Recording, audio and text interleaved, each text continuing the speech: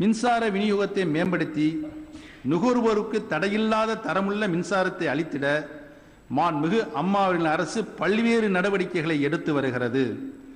தமிழ்நாடு மின் உற்பத்தி மற்றும் பகிர்மான நிறுவனமும் தேசிய அனல் மின் நிறுவனமும் இணைந்து செயல்படுத்தி வரும் வள்ளூர் மின் உற்பத்தி திட்டத்தில் 500 மெகாவாட் திறன் கொண்ட முதல் அலகு ஏற்கனவே செயல்படத் தொடங்கி மின் உற்பத்தியை நிலைப்படுத்தியுள்ளது. மேட்டூர் அனல் மின் உற்பத்தி 3ஆம் நிலை திட்டத்தில் 600 மெகாவாட் உற்பத்தி திறன் கொண்ட அலகும், மேற்கூறிய வள்ளூர் கூட்டு திட்டத்தின் 2வது அலகும், வடசென்னை 2ஆம் நிலை அனல் மின் உற்பத்தி நிலையத்தின் 2வது அலகும் சோதனை முறையில் செயல்படத் தொடங்கியுள்ளன. மேற்கூறிய வடசென்னை மின் உற்பத்தி திட்டத்தின் 600 மெகாவாட் முதல் அலகு வரும் மே மாதம் முதலும், வள்ளூர் கூட்டு திட்டத்தின் 3வது 500 மெகாவாட் அலகு வரும் அக்டோபர் மாதம் முதலும் செயல்படத் தொடங்கும். தமிழ்நாடு மின் உற்பத்தி மற்றும் பகிர்மான நிறுவனமும் நெய்வேலி பழுப்பு நிலக்கரி நிறுவனமும் இணைந்து தூத்துக்குடியில் அமைத்து வரும் மின் உற்பத்தி திட்டத்தின் தலா 500 மெகாவாட் திறன் கொண்ட 2 அலகுகள்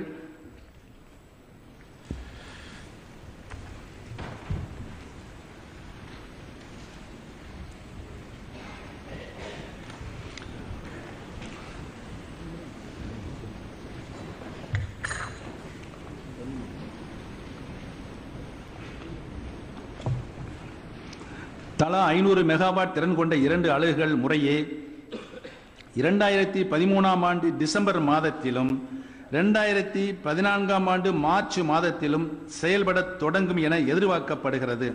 இந்த புதிய திட்டங்கள் 3230 மெகாவாட் அளவிலான கூடுதல் மின் உற்பத்தியை அளிக்கும். ஏற்கனவே அறிவித்தவாறு மொத்தம் 21,000 கோடி ரூபாய் முதலீட்டில் செயல்படுத்தப்பட உள்ள புதிய மின் உற்பத்தி திட்டங்களான 660 மெகாவாட் எண்ணூர் விரிவாக்க திட்டம், 2 660 மெகாவாட் அலகுகள் கொண்ட எண்ணூர் சிறப்பு பொருளாதார மண்டல திட்டம், 2 660 மெகாவாட் அலகுகள் கொண்ட உடன்குடி மின் உற்பத்தி திட்டம் ஆகியவற்றிற்கான பணிகள் வரும் 2013-14ஆம் ஆண்டில் தொடங்கும். எதிர்கால மின் தேவைகளை கருத்தில் கொண்டு தேவைப்படக்கூடிய புதிய திட்டங்களை செயல்படுத்துவதற்கான மாண்புமிகு அம்மா அவர்கள் முயற்சிகள் தொடரும். நமது நாட்டிலேயே மிக அதிக அளவிலான புதுப்பிக்கத்தக்க மின்சக்தி உற்பத்தி திறன் தமிழகத்தில்தான் உள்ளது. மாநிலத்தின் மொத்த மின் நுகர்வில் 12.6% காற்றாலை உற்பத்தியிலிருந்து மட்டுமே கிடைக்கப்பெறுகிறது. மேலும் கூட்டுறவு சர்க்கரை ஆலைகளில் உள்ள கரும்பு அரவை கழிவிலிருந்து 183 மெகாவாட் மின் உற்பத்தி செய்வதற்கான முன்னோடி திட்டங்களை தமிழகம் மேற்கொண்டுள்ளது. இத்திட்டங்கள் 2013-14ஆம் ஆண்டிலிருந்து செயல்படத் தொடங்கும்.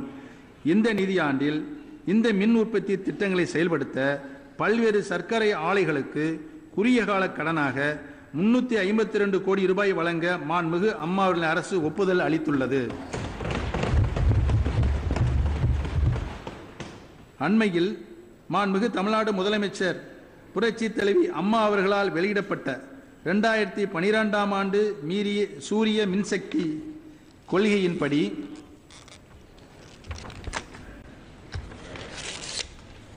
1000 மெகாவாட் சூரிய மின் உற்பத்தியை அளிப்பதற்கான ஒப்பந்த புள்ளிகளை தமிழ்நாடு மின் உற்பத்தி மற்றும் பகிர்மான நிறுவனமும் கோரியது. இந்த ஒப்பந்த புள்ளிகளின் கீழ் 226 மெகாவாட் உற்பத்தி செய்வதற்கான ஒப்பந்தங்கள் மின் உற்பத்தியாளருடன் மேற்கொள்ளப்பட்டுள்ளன.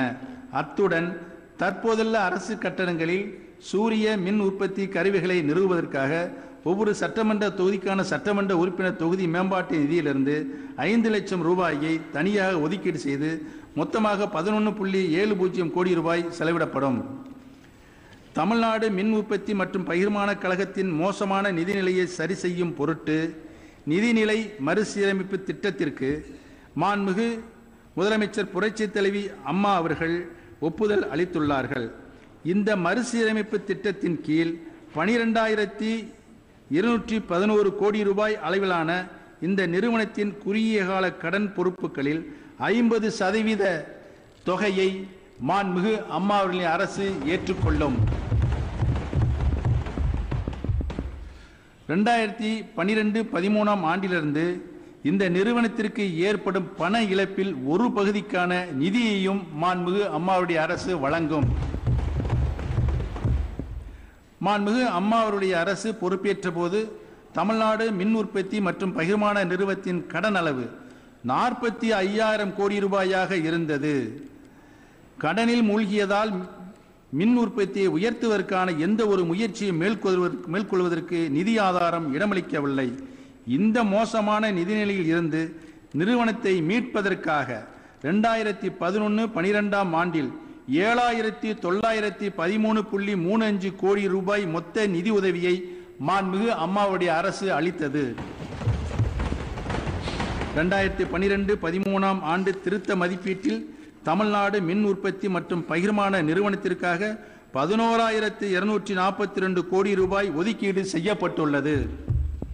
இது மட்டுமின்றி கிராமப்புற மின்மயமாக்கல் நிறுவனத்திடமிருந்தும் மின்சார நிதி நிறுவனங்களிடமிருந்தும் 10,000 கோடி ரூபாய் கடன் பெறுவதற்கான காப்புறுதியையும் மாண்புமிகு அம்மாவர்களது அரசு ஏற்கனவே வழங்கியுள்ளது.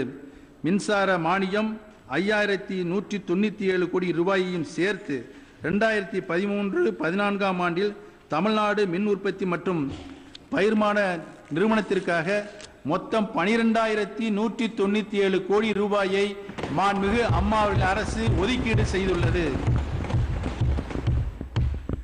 சுற்றுலா 2012-13 ஆண்டிலிருந்து ஆசிய வளர்ச்சி வங்கியின் நிதியுதவியோடு கிழக்கு சுற்றுலா சுற்றமைப்பு மற்றும் தென்னக சுற்றுலா சுற்றமைப்பு ஆகியவற்றில் உள்ள குறிப்பிட்ட சுற்றுலா தலங்களின் கட்டமைப்பை வலுப்படுத்துவதற்கான சிறப்பு திட்டம் 450 கோடி ரூபாயில் செயல்படுத்தப்பட்டு வருகிறது.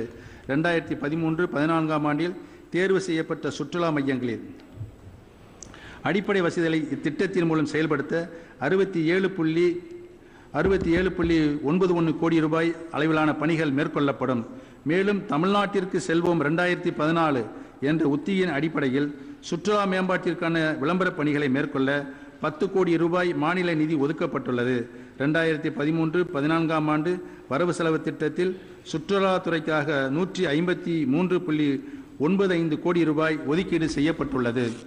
மீன்வளத்துறையின் தொழில்நுட்ப உதவியோடு பொதுத்துறை தனியார் துறை பங்கேற்புடன் தமிழ்நாடு சுற்றுலா வளர்ச்சிக் கழகம் மூலமாக மாமல்லபுரத்தில் உலகத்தரத்திலான கடல்வாழ் உயிரின காட்சியகம் 250 கோடி ரூபாய் செலவில் அமைக்கப்படும்.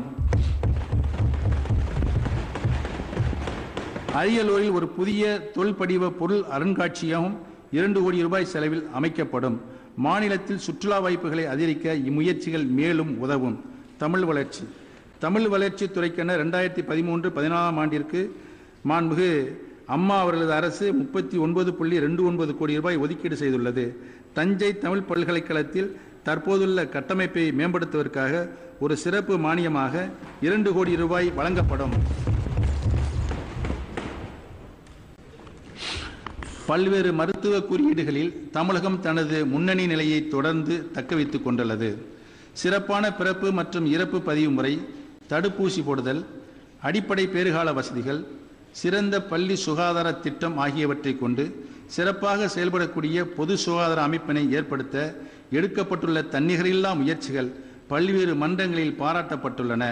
இத்துறைக்காக 2013-14 ஆண்டு வரவு செலவு திட்டத்தில் 6,511.76 கோடி ரூபாய் நிதி ஒதுக்கீடு செய்யப்பட்டுள்ளது. பேறுகாலத்திற்கு முந்தைய சிகிச்சைக்கான பதிவு முறையையும் பல்வேறு அரசு மருத்துவமனைகளில் நடக்கும் மகப்பேறுகளின் எண்ணிக்கையும் உயர்த்த டாக்டர் முத்துலட்சுமி ரெட்டி நினைவு மகப்பேறு நிதியுதவி திட்டம் பேருதவி புரிந்துள்ளது. இந்தியாவிலேயே மிக அதிக அளவாக தமிழகத்தில் 99.8% பிரசவங்கள் மருத்துவமனைகளில் நடைபெறுகின்றன. 2012-13 ஆண்டில் 6,23,795 பயனாளிகளுக்கு மொத்த நிதியுதவியாக 597.48 கோடி ரூபாய் இத்திட்டத்தில் வழங்கப்பட்டுள்ளது. 2013-14 ஆண்டில் இத்திட்டத்திற்காக 720 கோடி ரூபாய் ஒதுக்கீடு செய்யப்பட்டுள்ளது. இதுவரை 623.58 கோடி ரூபாய் அளவில் 2,84,228 பயனாளிகளுக்கு மாண்புமிகு முதலமைச்சரின் விரிவான மருத்துவ காப்பீடு திட்டம் பயனளித்துள்ளது. வரும் ஆண்டில் இத்திட்டத்திற்காக 750 கோடி ரூபாய் ஒதுக்கீடு செய்யப்பட்டுள்ளது. மருத்துவமனைகளுக்கு இலவசமாக சென்று வர உதவும் 108 மருத்துவ ஊர்தி திட்டம் மூலமாகவும் அரசு மருத்துவ ஊர்திகள் மூலமாகவும் இதுவரை 1,59,899 பேறுகால தாய்மார்கள் மற்றும் 15,365 நோய்வாய்ப்பட்ட பச்சிளம் குழந்தைகள் உள்பட 6,40,000 பயனாளிகள் பயன்பெற்றுள்ளனர். இத்திட்டத்திற்காக 2013-14 ஆண்டு வரவு செலவு திட்டத்தில் 77.59 கோடி ரூபாய் நிதியொதுக்கம் செய்யப்பட்டுள்ளது. ஆரம்ப சுகாதாரத்திற்கு தனிக்கவனம் அளிக்கக்கூடிய தேசிய ஊரக சுகாதார இயக்கம் 2005 ஆண்டு ஏப்ரல் மாதம் முதல் செயல்படுத்தப்பட்டு வருகிறது. 24 மணி நேரமும் மருத்துவர்கள் இருக்க செய்தல், அறுவை சிகிச்சை அறை, இரத்த சேமிப்பு மையம் மற்றும் பல் மருத்துவ சேவை ஆகியவற்றுடன் செயல்படக்கூடிய 30 படுக்கை வசதிகள் கொண்ட தரம் உயர்த்தப்பட்ட ஆரம்ப சுகாதார நிலையங்களை ஒவ்வொரு வட்டாரத்திலும் ஏற்படுத்திட இலக்கிடப்பட்டுள்ளது. நகர்ப்புற பகுதிகளிலும் மருத்துவ வசதிகளை அளித்திட 2012-13 ஆண்டிலிருந்து 135 நகர்ப்புற ஆரம்ப சுகாதார நிலையங்களையும் மாண்புமிகு அம்மாவுடைய அரசு தொடங்கியுள்ளது. 2013-14 ஆண்டில் இத்திட்டத்தை செயல்படுத்திட மாநில சுகாதார சங்கம் மூலம் 1,400 கோடி ரூபாய் செலவிடப்படும். 2005 ஆண்டு ஜனவரி மாதம் முதல் உலக வங்கி உதவியுடன் தமிழ்நாடு சுகாதார அமைப்புகள் திட்டம் செயல்படுத்தப்பட்டு வருகிறது.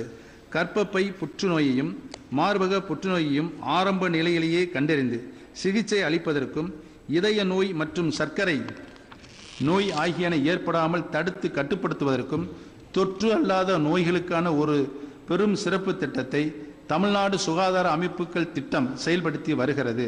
125 மருத்துவமனைகளில் 24 மணி நேர விரிவான அவசரகால மகப்பேறு மற்றும் குழந்தைகள் நல சேவை வசதிகளும் இத்திட்டத்தின் கீழ் ஏற்படுத்தப்பட்டுள்ளன.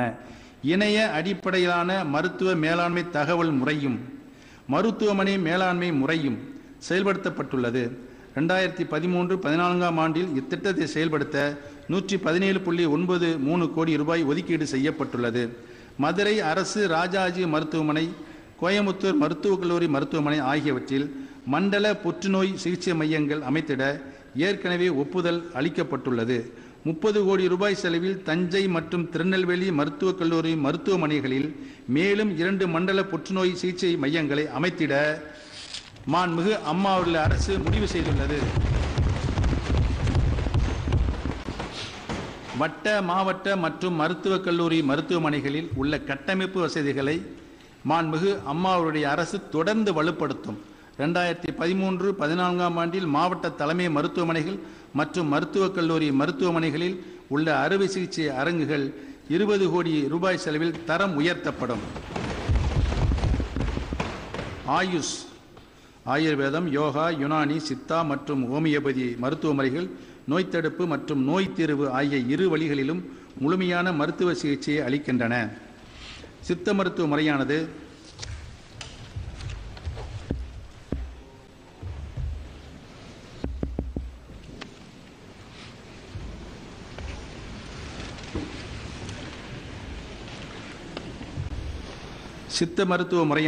நமது தமிழ் மூதாதையர்கள் உலகிற்கு அளித்த தனிப்பெரும் கொடையாகும். இன்றைய தலைமுறையினருக்கும் எதிர்கால சந்ததியினருக்கும் பயனளிக்கும் வகையில் இந்த பாரம்பரிய ஞான அமுதை பாதுகாத்திட மாண்புமிகு அம்மா அவர்களது அரசு அனைத்து முயற்சிகளையும் எடுத்து வருகிறது. பாரம்பரிய இந்திய மருத்துவ முறைகளை வலுப்படுத்தி பிரபலப்படுத்திட வேண்டும் என்பது மாண்புமிகு அம்மா அவர்களின் அரசின் பேரவா.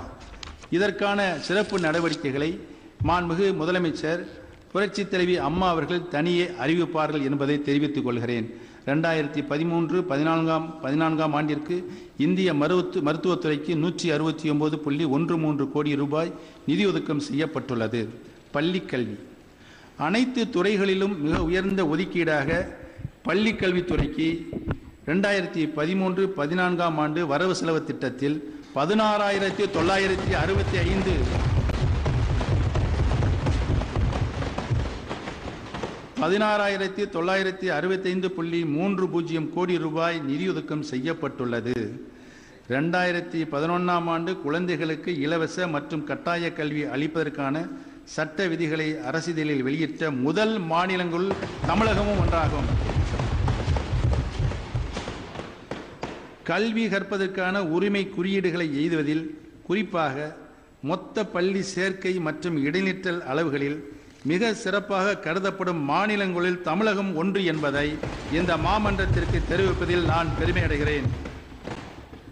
2011ஆம் ஆண்டு இந்த அரசு மாண்புமிகு அம்மாவுடைய அரசு நிர்வாக பொறுப்பேற்ற பின்னர் 51,757 ஆசிரியர்களும் 7,275 ஆசிரியர் அல்லாத பணியாளர்களும் தேர்வு செய்யப்பட்டுள்ளனர். இடைநிற்றலை குறைத்து மேல்நிலைப்பள்ளி அளவில் மாணவர்கள் தக்கவைப்பு விகிதத்தை உயர்த்துவதற்காக 10, 11 மற்றும் 12ஆம் வகுப்பு மாணவ மாணவியர்களுக்கு சிறப்பு ஊக்கத்தொகையை மாண்புமிகு அம்மா அவர்களது அரசு வழங்கி வருகிறது. 2013-14ஆம் ஆண்டு 381 கோடி ரூபாய் அளவிலான பணப்பயனை 24.76 லட்சம் மாணவ மாணவியர்கள் பெறுவார்கள். கூடுதல் வகுப்பறைகள், குடிநீர் வசதிகள் போன்ற பள்ளிகளுக்கு தேவையான கட்டமைப்பு வசதிகளை அனைவருக்கும் கல்வி திட்டம், தேசிய இடைநிலை கல்வி திட்டம் மற்றும் நபார்டு வங்கி நிதியுதவி ஆகியவற்றின் மூலம் மாண்புமிகு அம்மா அவர்களின் அரசு தொடர்ந்து அமைக்கும். 2012-13ஆம் ஆண்டு மேற்கூறிய திட்டங்களுக்காக 1684.20 கோடி ரூபாயை மாண்புமிகு அம்மா அவர்களது அரசு ஒதுக்கீடு செய்துள்ளது. 2013-14ஆம் ஆண்டிற்கு அனைவருக்கும் கல்வி திட்டத்திற்கு 700 கோடி ரூபாயும், தேசிய இடைநிலை கல்வி திட்டத்திற்கு 366.57 கோடி ரூபாயும், நபார்டு நிதியுதவி திட்டங்களுக்கு 293 கோடி ரூபாயும் ஒதுக்கீடு செய்யப்பட்டுள்ளது. பள்ளிகளை தரம் உயர்த்தியதாலும் அதிகரித்துள்ள மாணவர்களின் எண்ணிக்கையாலும் 2733 பள்ளிகளுக்கு கூடுதல் கழிப்பறை வசதிகளும் குடிநீர் வசதிகளும் ஏற்படுத்த வேண்டியுள்ளது. இந்த வசதிகளை ஏற்படுத்துவதற்காக ஊரக வளர்ச்சி திட்டங்கள், அடிப்படை தேவை திட்டம், தேசிய ஊரக குடிநீர் திட்டம் ஆகியவற்றின் மூலமாக கிடைக்கும் நிதியுடன் கூடுதலாக தேவைப்படும் நிதிக்காக நபார்டு நிதியுதவி திட்டத்தின் கீழ் 50 கோடி ரூபாய் ஒதுக்கீடு செய்யப்பட்டுள்ளது.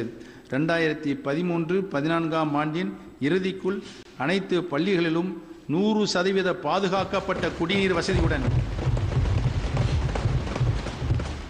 100% பாதுகாக்கப்பட்ட குடிநீர் வசதியுடன் கழிப்பறை வசதிகளும் கிடைப்பதை இது உறுதி செய்யும். சிறப்பாக கல்வி கற்க உகந்த சூழலை ஏற்படுத்திட தேவையான அனைத்து தேவைகளையும் மாண்புமிகு அம்மா அவர்களின் அரசு நிறைவு செய்து வருகிறது. 2013-14ஆம் ஆண்டு வரவு செலவு திட்டத்தில் கீழ்கண்ட ஒதுக்கீடுகள் செய்யப்பட்டுள்ளன. 97.70 லட்சம் மாணவ மாணவியருக்கு புத்தகங்கள் வழங்குவதற்காக 217.22 கோடி ரூபாய், 86.71 லட்சம் மாணவ மாணவியருக்கு நோட்டு புத்தகங்கள் வழங்குவதற்காக 110.96 கோடி ரூபாய், 14.02 லட்சம் மாணவ மாணவியருக்கு இலவச பேருந்து பயணச் சலுகை வழங்குவதற்காக 323.70 கோடி ரூபாய், 53.53 லட்சம் மாணவ மாணவியருக்கு 4 சீருடை தொகுப்புகளை வழங்குவதற்காக 353.22 கோடி ரூபாய், 13 லட்சம் மாணவ மாணவியருக்கு பள்ளி புத்தக பைகள் வழங்குவதற்காக 19.79 கோடி ரூபாய், 61 லட்சம் மாணவ மாணவியருக்கு காலணிகள் வழங்குவதற்காக 8.47 கோடி ரூபாய், 9.67 லட்சம் மாணவ மாணவியருக்கு வடிவியல் பெட்டிகள், வரைபட புத்தகங்கள் போன்றவை வழங்குவதற்காக 6.65 கோடி ரூபாய், 6.03 லட்சம் மாணவ மாணவியருக்கு மிதிவண்டிகள் வழங்குவதற்காக 200.98 கோடி ரூபாய். மாண்புமிகு தமிழ்நாடு முதலமைச்சர் அம்மா அவர்களின் ஆணைப்படி 2013-14ஆம் ஆண்டில் மலைப்பகுதிகளில் படிக்கும் 10.30 லட்சம் மாணவ மாணவியருக்கு கம்பளி ஆடைகள் வழங்க 4.12 கோடி ரூபாய், 32.79 லட்சம் மாணவியருக்கு சானிட்டரி நாப்கின்கள் வழங்க 54.63 கோடி ரூபாய். இப்பயன்களை மாணவ மாணவியர்களுக்கு அளித்திட மாண்புமிகு அம்மாவுடைய அரசுக்கு மொத்தமாக 1299.74 கோடி ரூபாய் செலவு ஏற்படும். உயர்கல்வி கடந்த 2 ஆண்டுகளில் மாண்புமிகு அம்மா அவர்களின் அரசு 22 புதிய கலை அறிவியல் கல்லூரிகளையும் ஒரு அரசு பொறியியல் கல்லூரியும் திறந்துள்ளது.